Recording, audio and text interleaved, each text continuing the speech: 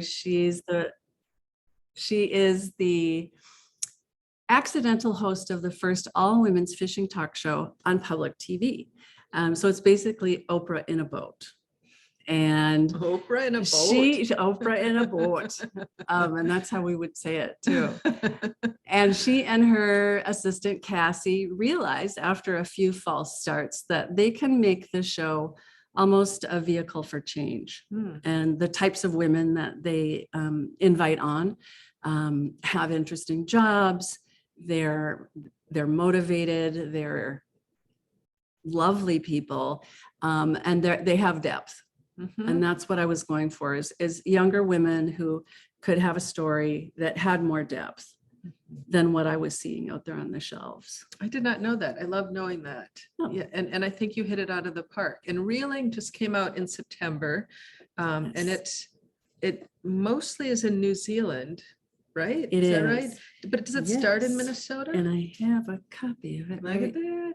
here. Look at that. I love those covers. Yeah, I do love these covers. So this is the University of Minnesota Press, and they've been so good to me as far as helping me, letting me have some say in covers. And that's not usually the case with authors, which is, I'm going to ask you about that too.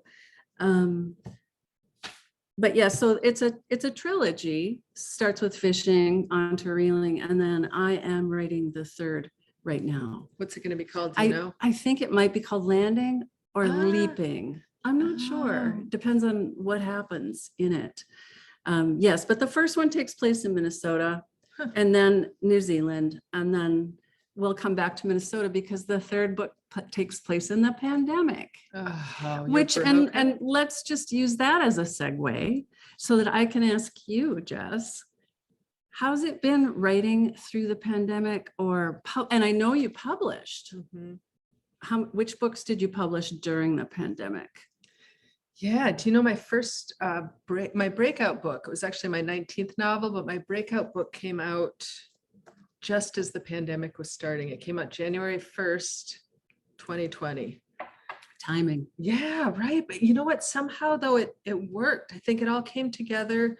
The book's Unspeakable Things, and it's a true crime inspired novel set in Minnesota. And it's about going back to our roots, going back to what really scared us and what still scares us as adults, and family ties and the things you can't escape, the things you can't run away from. And I think we were all facing that. I think that's part of the reason the book did so well, is we were all sort of trapped with ourselves and our families.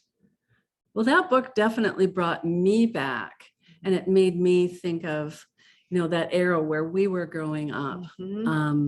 And just how many scary things happened and got brushed under the rug. And it was kind of to me, it was a little bit spooky in that way, but the way that the protagonist handles it all, it was for me the beauty of the book. Yeah, thank you. And I couldn't find a publisher for that at first because the protagonist is 12 years old and very dark things happen. She turns 13 in the book, but she starts out 12 years old.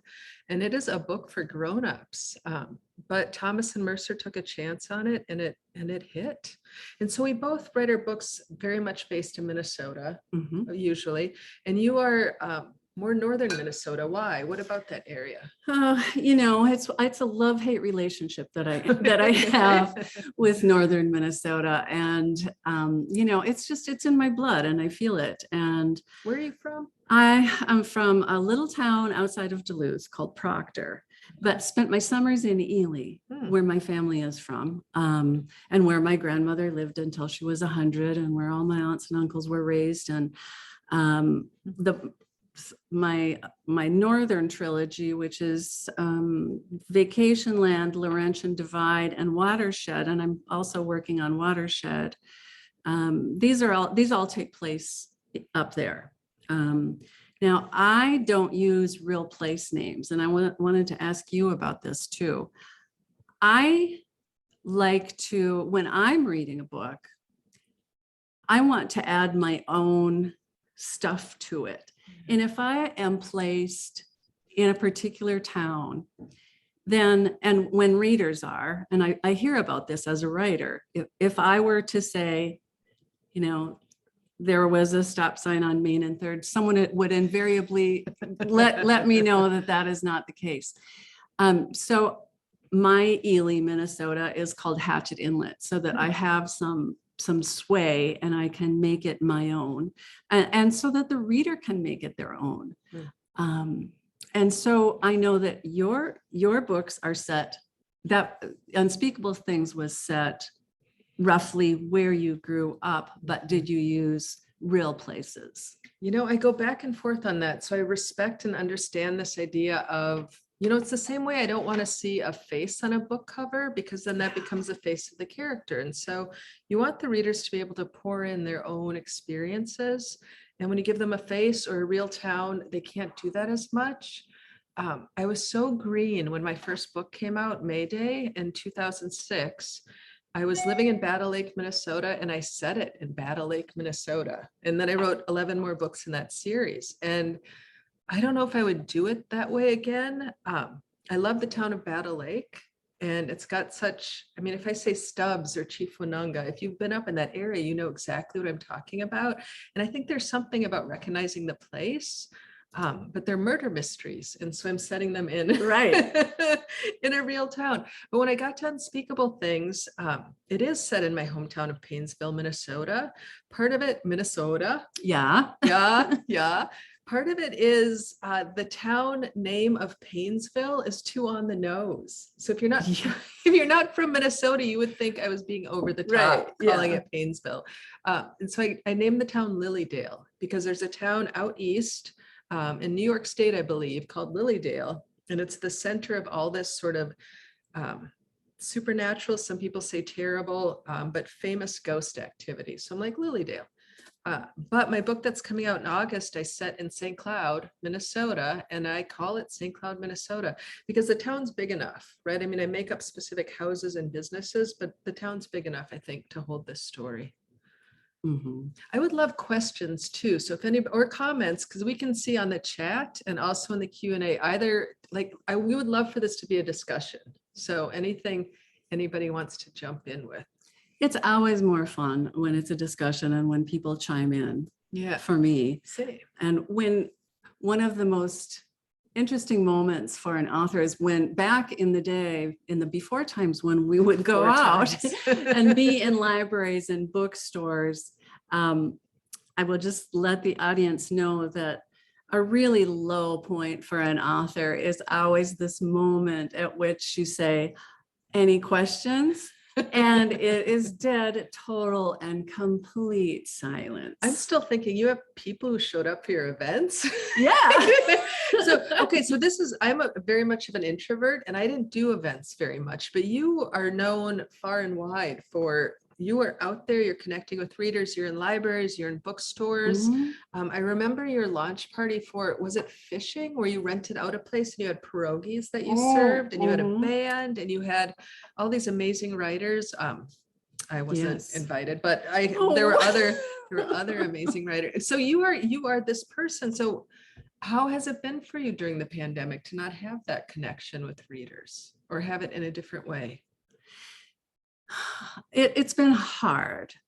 I really do get a lot of energy when I go out and it's face to face and you're, I'm meeting you and we're engaging and I'm signing your book and you're telling me the stories that and how you're relating to my work.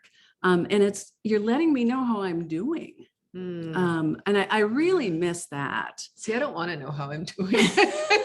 That's the heart of it. Yeah, well, yeah, it's good to get out there, and I have missed it terribly, I have to say. I did do a bookstore for the first time just a few weeks ago, and then last week I went out with Drury Lane Books up in Grand Marais, one of my favorite places in the world that I will probably never write about because I love it so much.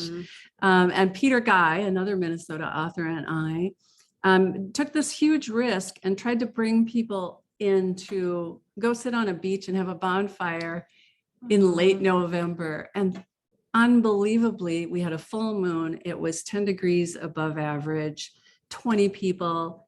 or more showed up.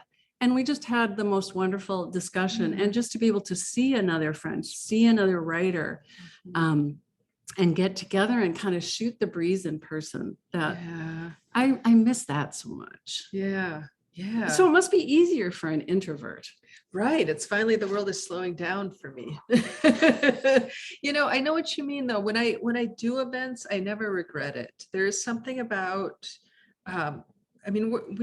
we put ourselves on the page, even when we're writing fiction, or especially when we're writing fiction, just so to have people who take the time to show up and who connect with the story, there really isn't anything like it. I do value it. I'm just afraid nobody's going to show up, and it happens. It does happen. Yes, it happens. I have been on book tours. I have gone to cities. I remember going to Philadelphia to a bookstore and walking in, and no people, no chairs, no books, no nothing. So there's a great book called Mortification, and it's authors' stories of their worst writer nightmares. I've got it on my bookshelf. Oh, you do? I do. Yeah. And someone thought it would be a great gift for me after I went on this terrible book tour where, each place was almost worse than the last, because everywhere we went, the weather was following us. And it was the first good weather they've had, on the East Coast in weeks. So nobody wanted to go to a book event. So yeah, it happens. You go to these events, no one shows up. The bookstore owners feel bad. The librarians feel bad, but don't pity us. We're just going to sit there and talk to whoever shows up, right? That's what I do. I got two people. They're going to get a condensed version of me. You know who else besides you is so good at events? William Kent Krueger. Oh, he's awesome. Yeah, on every level, but his writing is fantastic. He's just personable. He's like that in real life. I think he's probably a closet serial killer. I'm sure he is. He's too nice. But yeah, like you, he's very good at connecting with readers. Yeah. And he never says no. I shouldn't spread that around, but anything I've ever asked him to do with me, and that's to visit my library where I was a board member, or anything, he's always up for it. He's a good sport. Yeah. And it is nice to get out there and do that. But on the other hand, I know so many writers who it's just so private and insular for them. And, they hold it all close to their hearts. They don't like to talk about what they're working on. And I don't know, where would you put yourself in these categories? You say introvert, but how do you feel do you feel like your writing is so precious that you can't let it? Do you have any superstitions about it? Like if you talk about it, you'll ruin it. I do not. I am very blue collar about writing. I do have friends who swear by they won't tell me what they're working on, and they're close friends. Right. And they won't tell me what they're working on. You know what? They're also very successful. And so maybe that's what we're doing wrong. It must be.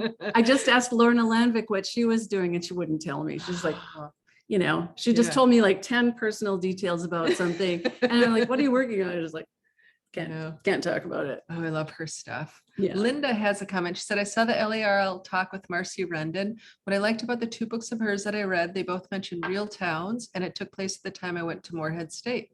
She had all real towns and real places from the time I was going to college. I knew it was fiction, but the book seemed so real because I knew the places. So that makes so much sense, Linda. Can I ask you, and you don't have to answer this, did she get anything wrong in the towns? Was there anything where it was like that? There's no stop sign on 140th, because that is a legit, readers will write to tell you, and I'm grateful to have readers. However, my book Bloodline was set in 1968 Minnesota, and I have gotten dozens of readers who say very nice things, and they say, however, you mentioned unleaded gas, and there was no unleaded gas in 1968, and it made it so I could not focus on the story. So when you do bring in facts, readers expect it to be a contract, as they should, right? If you said you're going to do this, you should do this. I think that's viable too. If you are going to use real places, you kind of have to get your stuff straight. And if you don't get it straight, your editors should get it straight. Yeah. And I'm always surprised at how much tiny details. My first book, These Granite Islands, I had in one section of the book, I had the whistle for the mine going off on a certain morning. And the editor got back to me and said, you realize that was a Sunday. And it was not a 7-day-a-week mine. And it is really fascinating to me how in-depth they get with their details. I had a philanthropist from Chicago, and the editor got back to me and said, there was a philanthropist in Chicago with that name, so let's change it. Kind of spooky stuff too. Things that they find. And they do, they save our skins a lot. The editors that I have at the University of Minnesota Press are really amazing. So yeah, no, a good editor is worth their weight in gold. They are. Yeah, now that I'm my last few books have been set in the 60s, 70s, or 80s, I get so much editing, and I'm so grateful for it, because you think you remember. I grew up in the 80s. I think I remember, and I'll say, she sat down and she watched the Monday night movie on NBC, and my editor's like, Monday night movie was on CBS in 1984. And it's like, oh my God, thank you. That's exactly the stuff. Yeah. So how much research do you do into the time? How do you get yourself in that place? Do you look at newspapers from that time, movies from that time, read books from that time? How do you get into that headspace? Yeah, I love that question, because I love the research. I absolutely love the research. And so I start out with movies. I do, because they're immersive. And so they're not only telling you what people would have watched then, they're also showing you the clothes, the cars, the music, what was important to people, what people talked about. And I've gotten to watch such amazing films that I wouldn't otherwise. I find I gravitate surprisingly toward horror movies when I'm researching a time period. With Bloodline, that made sense because it's got a very much of a Stepford Wives vibe. But there's just something about horror films that really, for me, captures the, it's going to seem obvious, but captures the fears of the time. Yeah. Because they're never about the slasher or the aliens. They're about people of being afraid of losing control, or losing their families, or not being able to find work, or nuclear war, and they're always sort of one click off of what they're representing, and it really gives me the pulse for what's happening. I also have a subscription to newspapers.com, so I look stuff up. There really was a women's section of the paper in the 60s. It would have women reporters and gentle words for women to read, So you can't make this stuff up. No, you can't. There's still an editor at the St. Paul Pioneer Press newspaper who has been editing for over 70 years. Is it Marianne? It's Marianne Grossman, every writer's hero. Yeah. And she tells these stories from the trenches. About what it was like to be the only woman who worked on a newspaper. I should have interviewed her. Oh yeah. I didn't even think of that. Yeah. But this idea of watching movies, I'm going to use that next time I'm watching a movie and my husband walks in and asks me what I'm doing. I'm going to say, research, baby. This is what writing looks like. Yeah. I'm working here. I'm working. Yeah. Linda says she didn't go into enough detail that I caught the difference. The restaurant that she mentioned had a different name, but I knew it had to be that restaurant. When that was open all night, we went there after drinking. Oh my God, doesn't every college town have that restaurant? Place? Yeah. You just get carbs, right? Right. You just get something to soak up the liquor. At 2 a.m. Yeah. So what do you read? What kind of books do you like to read? Interestingly enough, I'm a very slow reader. Because I'm dyslexic. So I have to pick and choose pretty carefully about what I read. I used to do a whole lot more book reviewing, and my specialty by choice has always been Commonwealth books and authors. So Great Britain, Canada, New Zealand, Australia. As a reader, I want to be as far away from my reality as I can possibly get.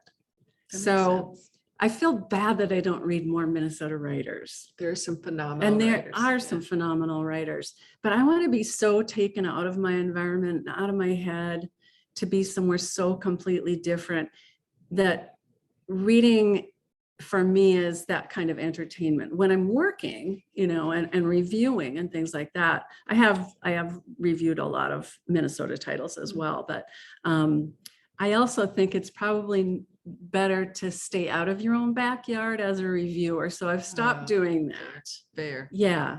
Right. You don't want to read a friend's book. You and, don't want to read a know, friend's and not book like and it. find something you're not crazy about. And yeah, just better to stay mum. You know, I have a hard time reading friends' books, even if they're phenomenal, because I hear their voice. Yeah. Right. You know them and you know their thought patterns, you know what sort of stuff they like to do.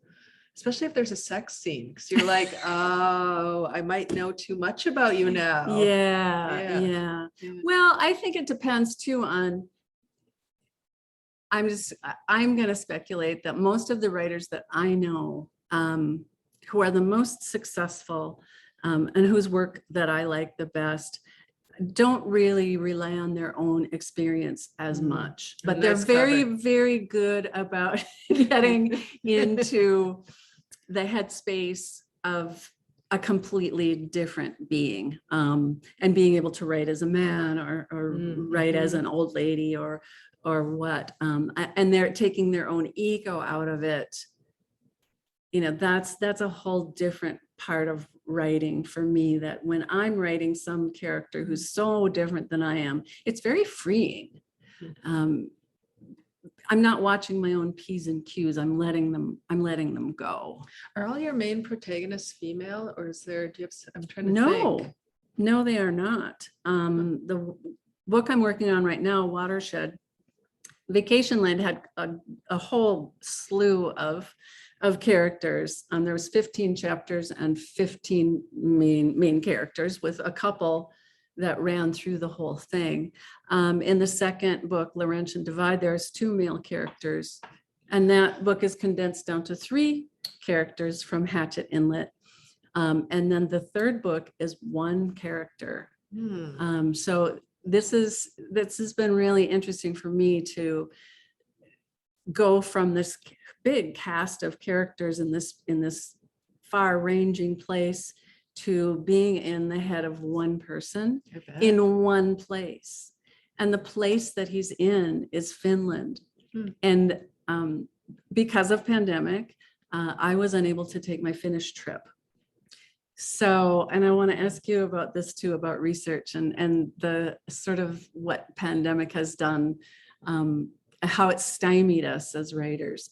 But I was unable to take my trip to Finland. So I have found myself doing all of my research almost online or with movies, yes. But also I have been listening to Finnish radio on this thing called Radio Garden. So I listen in the background to the Finnish cadence of voices and speaking Finnish. They are speaking Finnish. And I've gotten to the point now where I can kind of tell when they're doing a religious station or they're doing sports. But this is what my character is listening to as he's driving from Helsinki to Lapland. And I can get on Google Maps, just, you know, push a couple buttons on your computer and you're basically in the car with the Google camera, and you can turn and you can travel around Helsinki city center. You can go out into the country. You can stop where you think you're going to have to stop to go to the toilet, you know? I mean, it's stunning what we can do because of technology. Here I am having my research trip on a keyboard, you know? So yeah, it's something else. Do you think, I mean, we can't go to all the places we write about. I mean, we can, but it's time consuming. And right now it's just not really an option. Do you think the writing is not as lively with the research being done online? I think it depends on the writer's imagination. There is a book called The Tenderness of Wolves by Steph Penny. It's a great title. Who is, I think she's housebound and she lives in England. She writes this book about I think it takes place during the fur trade in Canada. Okay. And it's a crime novel. And you are right there. What's her name? Steph Penny. Okay. Yeah. No relation to Louise Penny? No, Okay. I don't think so. Okay. But has never left England. Wow. Yeah. And she does. Okay. Well, I guess I don't know that, but That's a in her good writing, example. she hasn't. Yeah, it Okay. is. Imagination. Yeah. Okay. Linda says, I had not heard of either of you, but I love Minnesota writers. I'll be reading some of your Oh. books soon. Thank you. Yes. Joni, I want to read more Minnesota authors, particularly mystery suspense. Who would you recommend? William Kent Krueger is the gold standard, I think, and I think all writers and readers would agree. If you like the darker stuff, of course, there's John Sanford, and also me. I was going to say Jess Lourey. I'm okay at it. Marcy Rendon, somebody mentioned, was it you, Linda? Yeah, you, but yes, Marcy Rendon is a phenomenal mystery writer. I just did an event with her a couple weeks ago. Who else? Jessie Chandler is great. She has very good funny mysteries. Can you think of anybody else? Minnesota writers or specifically mystery? Wendy Webb. Oh, of course. Wendy does gothic stuff. It's Yeah. fantastic. Oh my God, Wendy Webb is so good. How did I forget She's about so her? fun. Yeah, no, she's one of my favorite people too. And she's Yeah. fostering dogs right now. So follow her on Facebook and look at her puppies. And this one fosters cats. I do. I don't have any at the There's moment. no cats in the building right now, No. are there? No, yes, but I do foster kittens. Yeah. Noelle says, I like mystery and true crime as entertainment. I'm unfamiliar with your books and I want to read your books. Do each of your books stand alone? And also which book would you recommend that I read first? Yes. Thank you, Noelle. So my true crime inspired mysteries are all standalones. And I think you should start with Unspeakable Things. I'm off camera. I'm very proud of that book. Yeah, they all start out with an author's note, which is all of my research into the crime that inspired it. I try to just use things that I can find online so I don't bother the families that had to live through this stuff already. And then I take those facts and I write the story that I see that sort of emerges. Puppies, thanks for the great suggestion. You're welcome, Joni. Thank you for the question. We love questions. Do all of your books, are they all based on a true crime? The last, Litany, which just came out in October, was a fictionalized account of the horrible child sex abuse ring in Jordan, Minnesota in 1983 and 84. Unspeakable Things is a fictionalized account of my experience living in Painesville during the time boys were abducted, culminating in the abduction of Jacob Wetterling. Bloodline is also set in a fictionalized Painesville, but way back in the 60s. It's set in the 60s, but it's based on a story in 1945 when a boy was abducted. And then The Quarry Girls, which comes out next August. Oh, I didn't know you had a new one. Yes. Well, that's exciting. Thank you. It's the best thing I've ever written. Oh. Yeah. So I'm just enjoying this period before anybody else can read it and argue with me. Because right now, it's the best thing you've ever written. Right. Prove me wrong. It's set in St. Cloud in the 70s. And I lived in St. Cloud, Minnesota in the 70s. And there were, over the course of the 70s, 2 and possibly 3 serial killers active.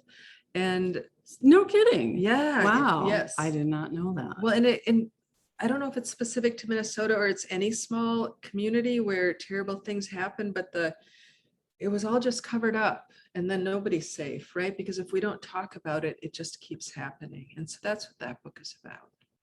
Yeah, I forgot the question. Amy is here. I did win awards for Unspeakable Things. Thank you. And thank you for coming all the way from Virginia, Amy Hicks, to join us. And that's what I love about this is that, I can do an event.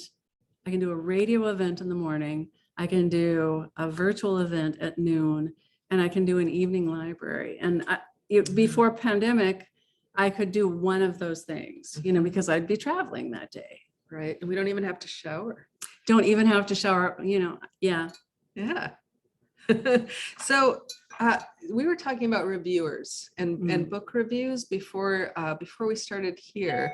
And so reviews are incredibly important to authors, right? And I'm not talking about, a New York Times book review or a library journal book review, though, of course, those are wonderful, even when they're bad. I'm talking about regular review readers posting reviews online. So why are they so important?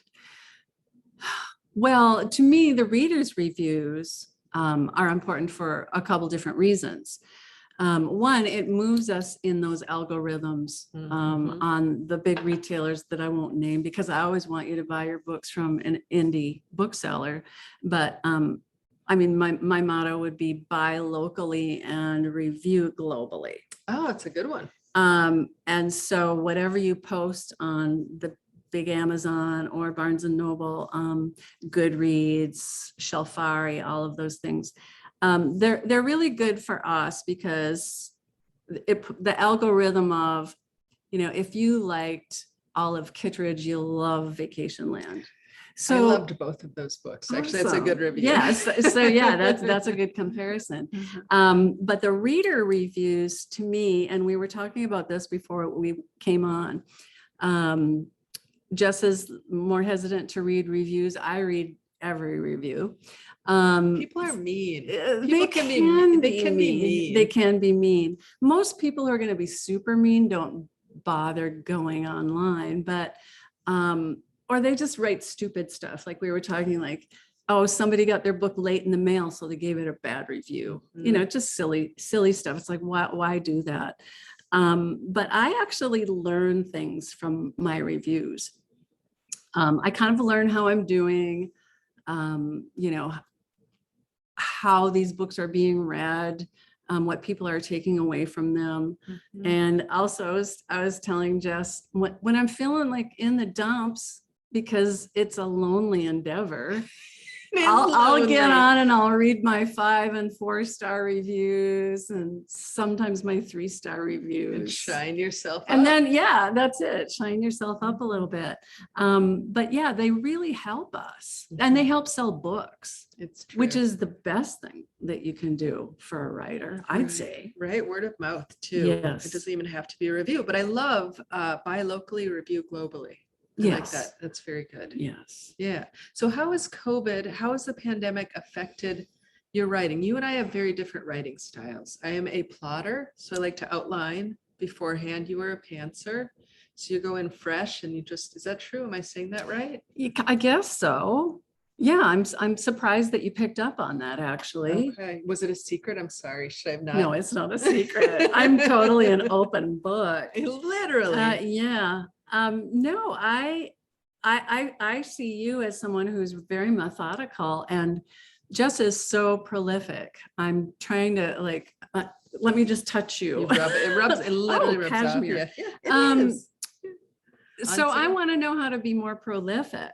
And I want to know. Help me out. No, because I want more of what you have. I want to be more spontaneous. Spontaneous really doesn't cut it, when we get to word counts.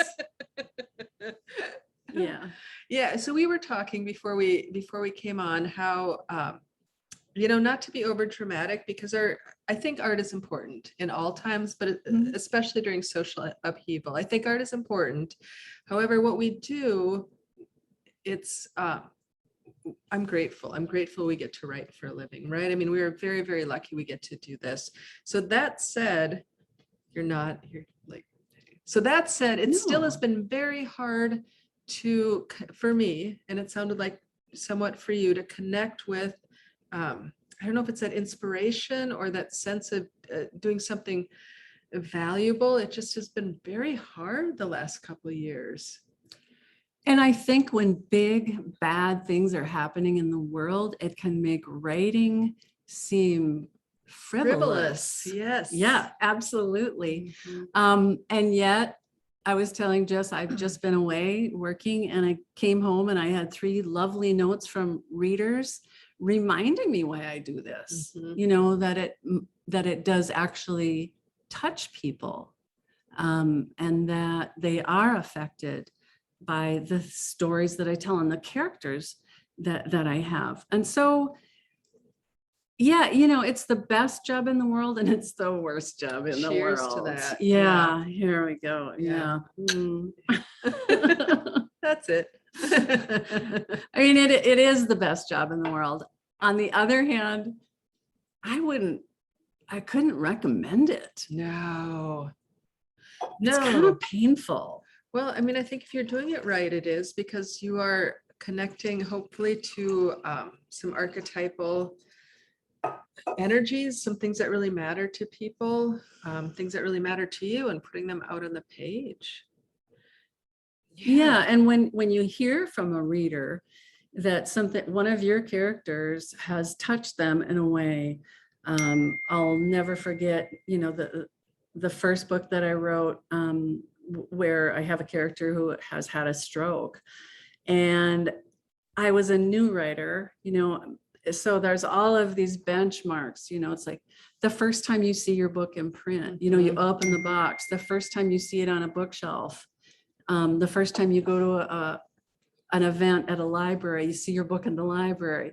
And those are all really wonderful things. But to me, the first time I got a letter from someone saying that I created a character that had so affected them and that they had had, a similar thing happen to them. They had a relative who had had a stroke. And that was the first time I really felt like a writer. Forget just seeing your book in print or getting the first, getting your check from your first royalties. For me, it was the first time that I heard from a reader who was truly affected by what I did. I'm like, oh, okay. Because as writers, we write these things and we put them out there like children, sometimes that, you can't take them back. You can't finish them differently. It's out there and, Right. they're out there for the world. And do you ever feel that once you let a book go? Like I found myself, if I'm out, and I don't read very much when I do libraries, mostly I just talk about writing. But when I do read, I find myself editing at the very same time that I'm reading aloud. Yeah. Yes. So yes. So how hard is it for you to let a book go completely? Oh my God, it's a relief. Is it? You're done with it? I'm done with it, which is partially why I don't read the reviews, because I'm done with it. My mistakes are mine, and they're out there. Listening to you talk, I was thinking about something I heard Elizabeth Gilbert say once at an event, and I don't know her, but she was a brilliant speaker. She wrote Eat, Pray, Love and Big Magic, and brilliant speaker. And she gave this great talk. It was an hour long. It was when Big Magic was coming out, and she had a couple minutes at the end for questions. And a woman in the back row says, how do you know what to keep in a book and what to take out of a book? And it was such a simple question. It was such a big, important question too, that I had never even thought to ask. And Elizabeth Gilbert said, oh, I have the answer. I'm like, who's got the answer for that? She said, I have the answer. Every book I write it to one person, and it's a real person, and I never tell them. They don't know. Like the person I wrote Eat, Pray, Love to doesn't know. The person I wrote Big Magic to doesn't know. But when I'm writing, I think this is what they need to hear. This is what they don't need to hear. And so when you're writing, who do you write to? Who's your audience there? Or do you not even envision them? It's the abyss. Oh no, I'm writing to the abyss, I think. Oh. No, I don't have anyone in mind. I have the world out there. Yeah. But that's brilliant. Yeah. If maybe that's what could give us more focus. I think so, because I think I write to the abyss often too.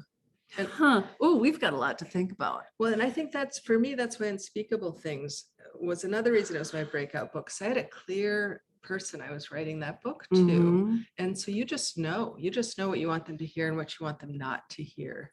Right. Yeah. Well, and I will say this, I had written 2 books, These Granite Islands and then The Ice Chorus, which is a very good book that just disappeared, by the way. The Ice Chorus. Oh, because of it's out there somewhere. But when I wrote Vacationland, I felt like I was writing that for me. I was enjoying the process of writing that. I was entertaining myself.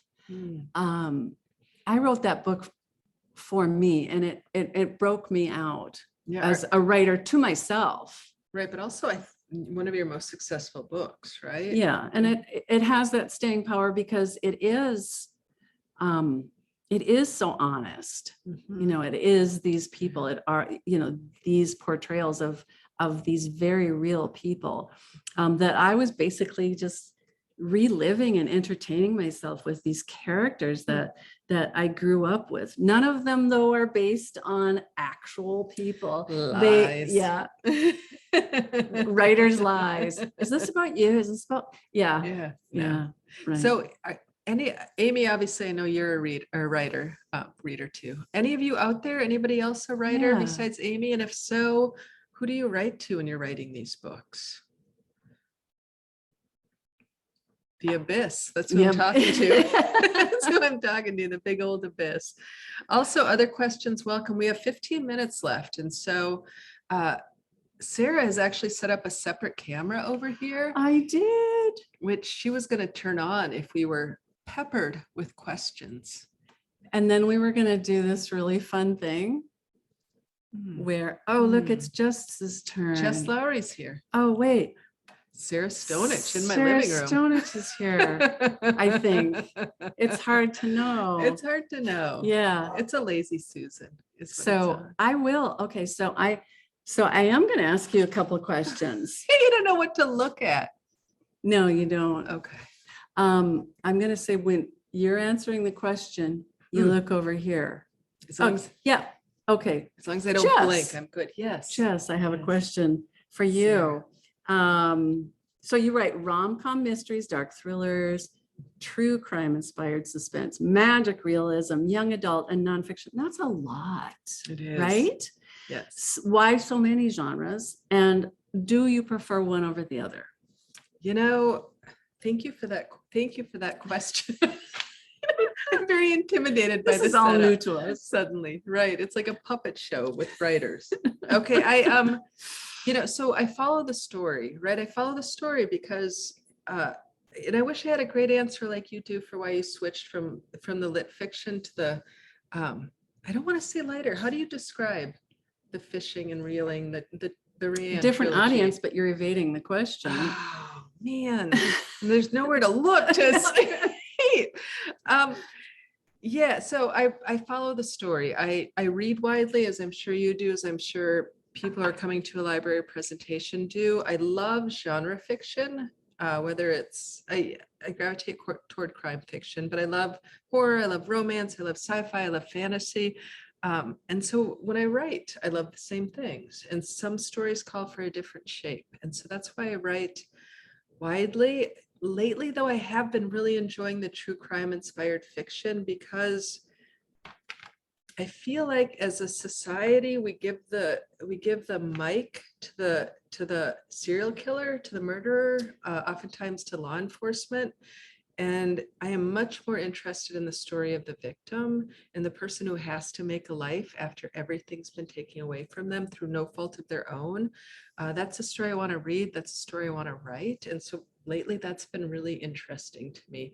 And also I come from academia. I was a writing professor for 22 years. And so I love doing the research. I love that nonfiction author's note at the beginning before I get to just like dive into the ocean of fiction writing. Huh. So that begs the question, do you ever hear from, this other side of the readership where it's people who can relate to a crime, or people who have been victims of a crime, or affected by a crime in some way, and that, you say that's basically who you're writing for, is this different perspective, not law enforcement, not the murderer. What would you say to someone who, have you ever had to say to someone who was the victim of a crime, why you wrote what you wrote, or how did you ever have to justify what you're writing? Yeah, so I'm always ready to, just because I'm just one of those people who I'm always worried I'm going to be called out, right? Like somebody's just gonna tell me I don't belong here. And so I've always had the story ready. And with Unspeakable Things, it was my story. It was me, 12 years old, living in Paynesville. And I had it so ready to defend myself. And in fact, for the launch party, I begged friends from all over the country to come. I'm like, I'm out there, I'm vulnerable, I'm gonna get called out. I need you to come.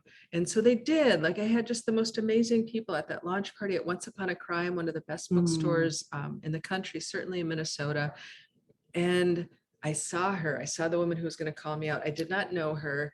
I saw her come in. There were so many people, probably 50, 60 people there. I saw her sit down in the back. I saw her watch me talk, and I just knew it was coming. And she came up to me afterward for the signing, and she said, and she was in her 70s and her face was tight and her mouth was tight. And she said, I'm from Paynesville. And of course I fictionalized Paynesville. Lily Dutch said, I'm from Paynesville. And you get to write what you want, but I don't know why you're telling people that it happened in Paynesville. And I went numb. I had rehearsed Wait for a minute, this. but it did happen. But then. I didn't even have that answer. I had nothing. I had nothing. I froze. But then I looked out and there's all these faces and my friends were like, they knew, like they were there. They knew what they're like getting out of their chairs, getting ready. And I'm like, it was true. It happened. And she's like, well, I know, but you don't need to tell people. And then she walked away and then it was over. And it wasn't, I had all this fear about it and it just wasn't there. And I can tell you that overwhelmingly I keep them. I've gotten 17 emails from men who were sexually abused as children, and they say thank you. And that is deeply moving, right? I mean, nobody owes me that, but just to know that the story, that it's out there and that it's working, right? That they get to know they're not alone. Well, and those are the high points, you know, when you do reach someone and they feel strongly enough to reach out to you as a writer. Yeah. And we love that. We do love that. We do love that. Oh, So. you have a question, Sarah. Which of your books would you recommend to a new reader? Thank you, Noelle, for the question.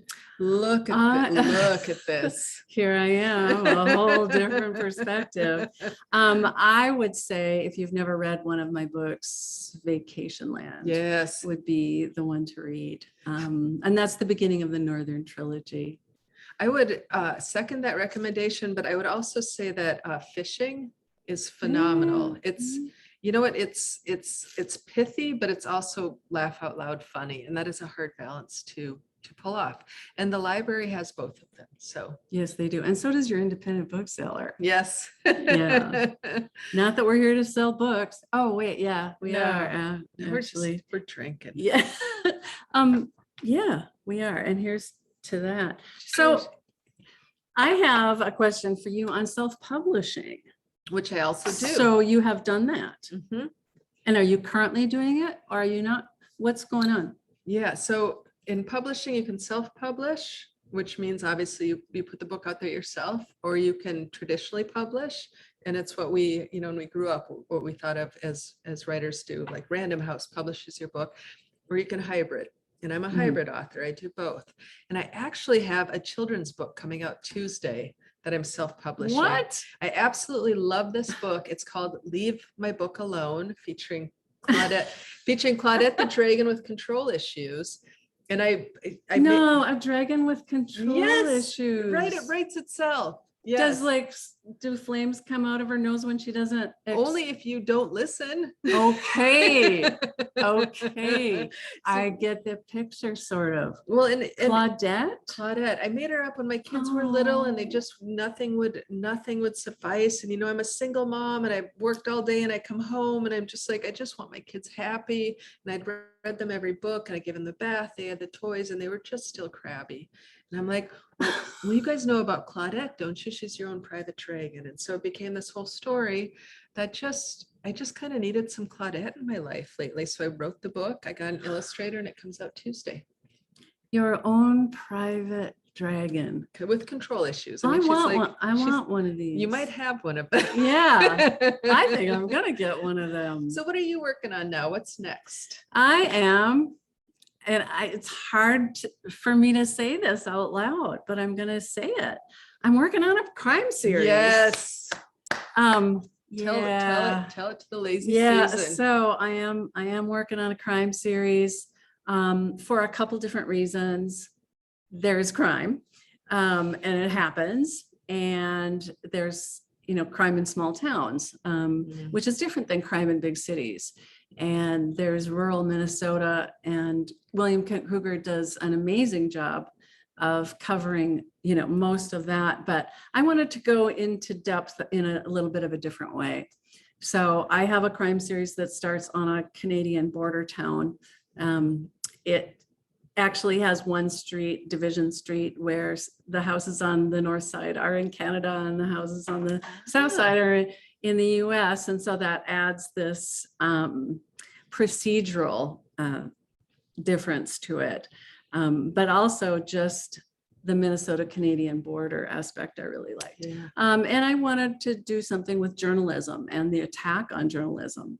And so it's a woman who goes home, a disgraced DC reporter, political reporter, who goes home to this hodunk little town to help her sister run the family newspaper, which is in its 80th year.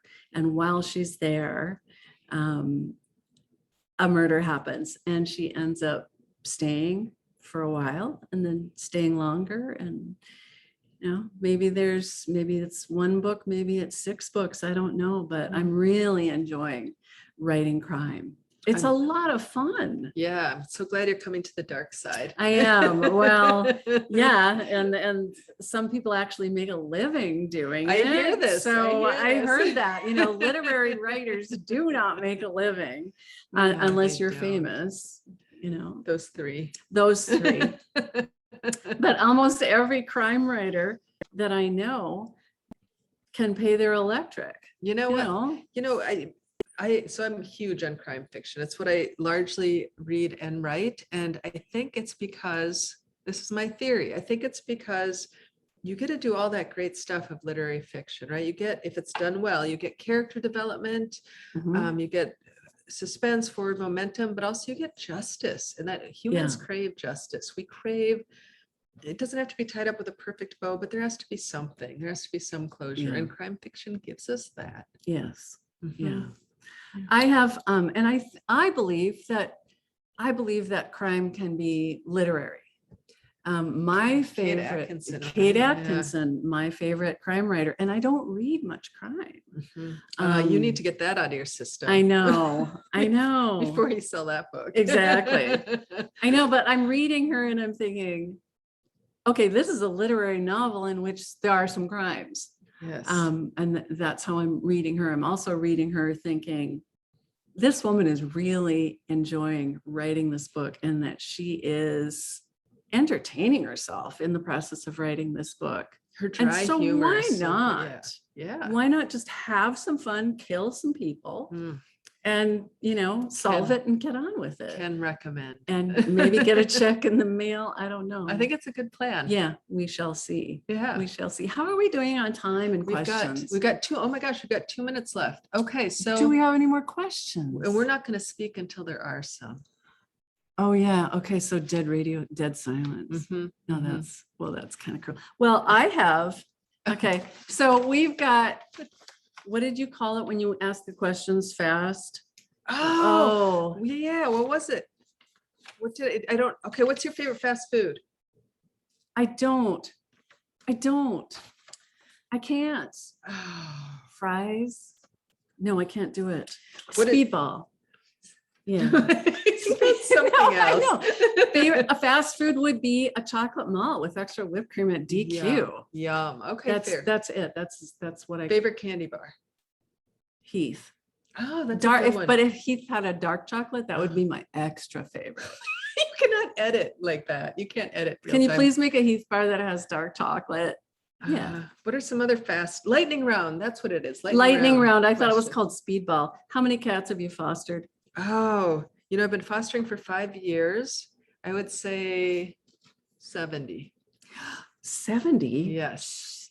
Are you a crazy cat lady, or are you just working on it? I have no pets. Right now, there's no pets in this house. Not this a is single pet. I've taken these one, and I specialize in pregnant mamas who've been left out into the world with no home. I take them in. They have their babies here. I raise them, and then they go to loving homes. Nice. I highly recommend fostering animals. Yeah. How many animals do you have? Just the one. Fergal, the wonder dog, who ate a tennis ball and got some 3 surgery. weeks ago and had some surgery for $3,000. What was the last thing you regifted to someone? I am such a regifter. Can you just pull that out? I regift to everybody. Do you? Yes. Am I going to blow your cover? Well, I'm trying to think the last thing I gave you. The last thing I regifted. Oh, I know what so it was. Sorry, Shannon Baker, if you're watching this, I loved the coffee you gave me, and now somebody else gets to love the coffee. There you go. Yeah. What is the secret to how prolific you are? Are you a robot? This is some hard hitting. I am not a robot. I am a disciplined person.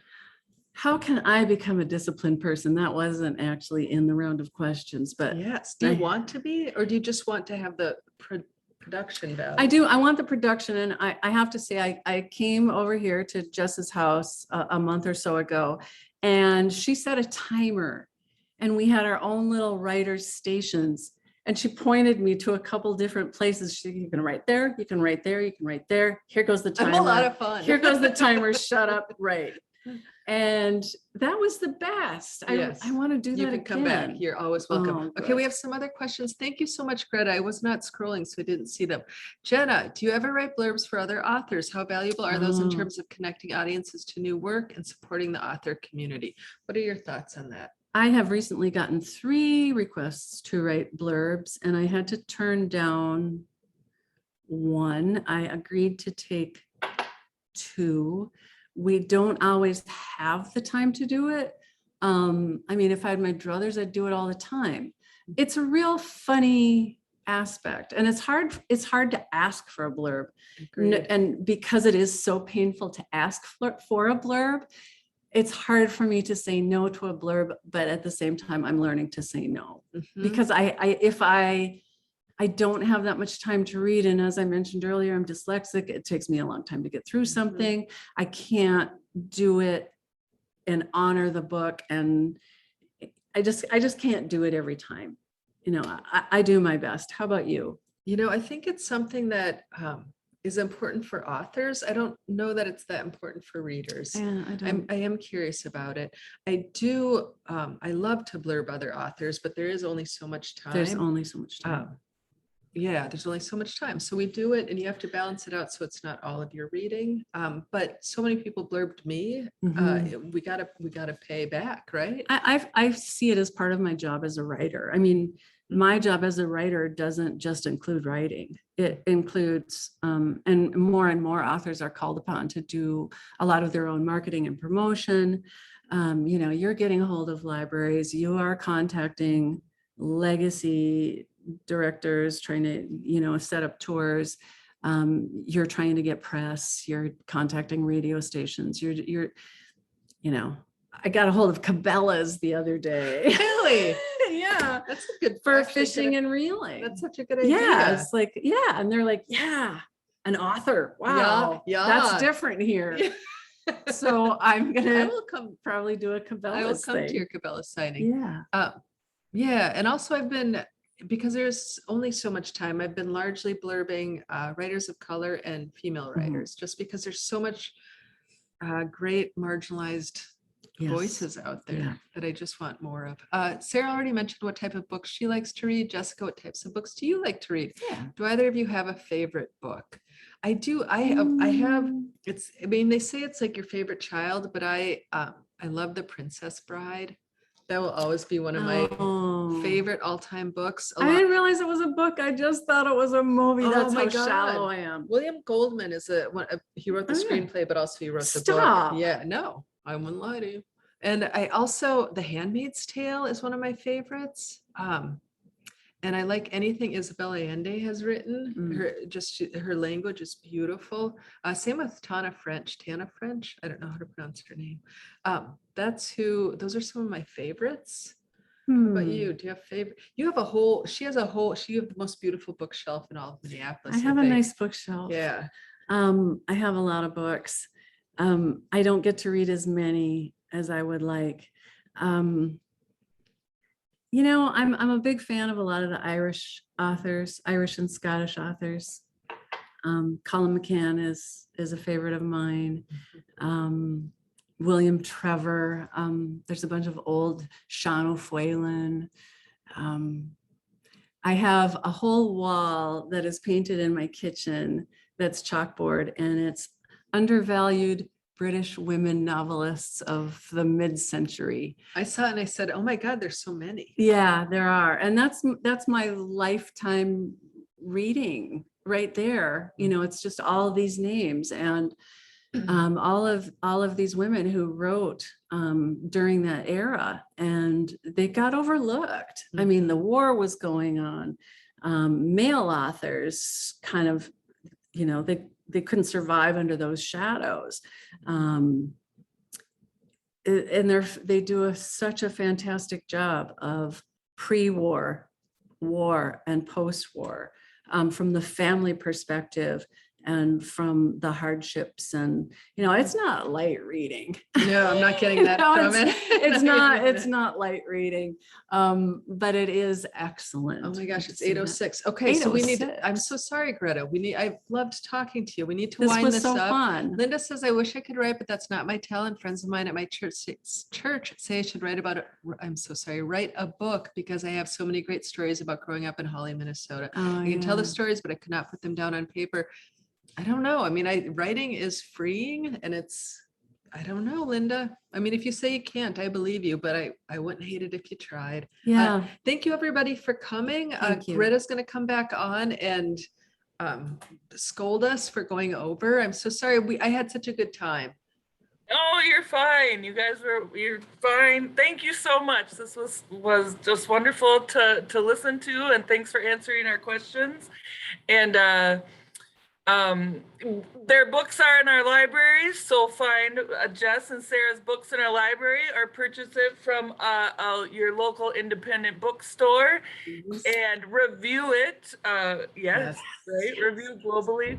Thank you both so much. Thank you. All right. Thanks for coming, everybody. Thanks for coming, everybody. Thanks, Greta, for hosting. Absolutely. Thank you, everyone, for coming.